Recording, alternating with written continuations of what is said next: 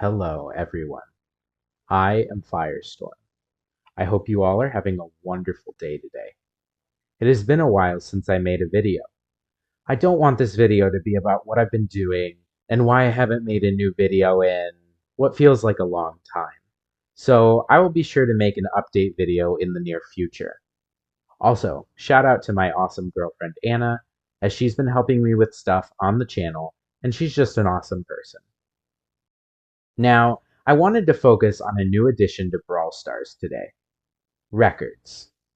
For those who don't know, records are a system where you get rewards for reaching milestones and beating challenges.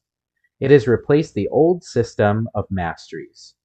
I personally really like records, but I noticed that there are some major problems related to some of the brawler specific objectives you must complete. Before I dive into the good and bad of records, if you like this kind of thing, leave a like and a comment, and subscribe for future videos and streams. I don't want to just say all these bad things about records without pointing out the facts that I think records are interesting. I think it's cool you can level up, that there's much more potential for challenges now, compared to masteries, of course, as well as the brawler specific objectives. However, there are some brawler specific objectives that have some major problems. I, by no means, think that obtaining some of these achievements should be easy.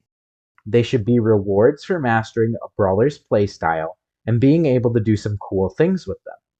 However, a few of the records I have found to be completely impossible to achieve. Now, you might be thinking, oh, Mr. Firestorm, surely Supercell wouldn't put a challenge that's impossible to complete in the game. And you're right. They're not technically impossible. However, getting these in a normal game are indeed physically and statistically impossible. There are some quests that are on the unreasonable side.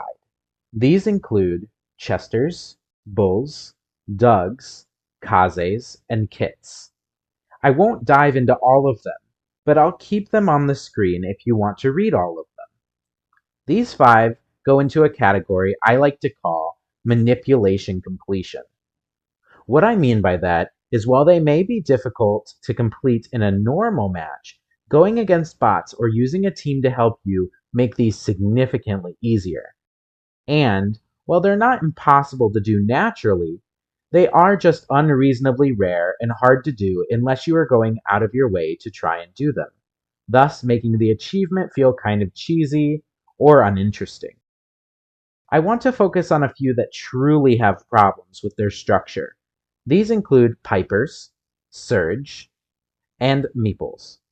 Specifically, let's focus on their bounty versions. Let's talk about just Pipers for now. Piper's achievement is called the Pink Death. It reads, take down 9 brawlers from max distance in a single match. Now, if you are new to Brawl Stars or don't understand the mechanics of Piper or Bounty, let me break them down for you. Starting with Bounty. So, Bounty is straightforward to understand. Every brawler starts with a 2-star bounty. If you eliminate an enemy brawler, you get points for their bounty, and an extra star is placed on you. This is to help make comebacks easier. It's ultimately a very balanced system. Now, the bounty match ends either when a team reaches 20 points first, or the 2-minute 30-second timer ends. So, why is this important to the quest? Well, remember how I said that each brawler has a 2-star bounty? Well, that means the maximum number of eliminations possible in a match is 10. Thus, playing perfectly, you would need 9 of those 10 eliminations. But wait, there's more. Piper has a special mechanic where she does more damage the farther her projectile travels. If a brawler is very close to you, you'll deal low damage. If a brawler is far away from you, you'll deal high damage. Now, there is a limit to her range, thus, a maximum amount of damage she can deal. On a max Piper, that damage is 3,400 damage. Now, you might be asking, what is the area of her range that allows for max damage? Well, it's the final 5 to 10% of her range. Let that sink in for a second. You need to not only get at least 9 of the 10 potential eliminations, but the 9 that you have to eliminate, the brawler has to be at the max distance. So, you kill a brawler that gets too close to you, doesn't count. You kill them with your super, it doesn't count. You kill them with a long shot, but it's not all the way at max distance, doesn't count. This is incredibly difficult. But wait, there's more. Not only this, but during a bounty match, you have two other teammates who are trying to take out enemies too. You can't let them take the kills. Also, remember earlier how I said if you get an elimination, your bounty goes up? Well, that works for enemies too. Each time someone on the enemy side gets a kill, they increase their bounty by 1. This means that if your teammate dies, instead of earning 2 points, you'll earn 3 for that brawler you take out. Meaning, if your allies die more than twice, and you take out those respective brawlers, it makes getting the achievement impossible in that game.